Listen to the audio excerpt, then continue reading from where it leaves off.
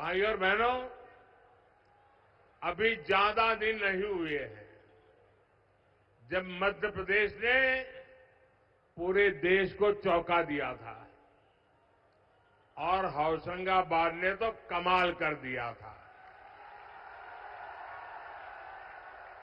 यहां से जो लहर उठी थी वो लहर पूरे देश में फैल चुकी है।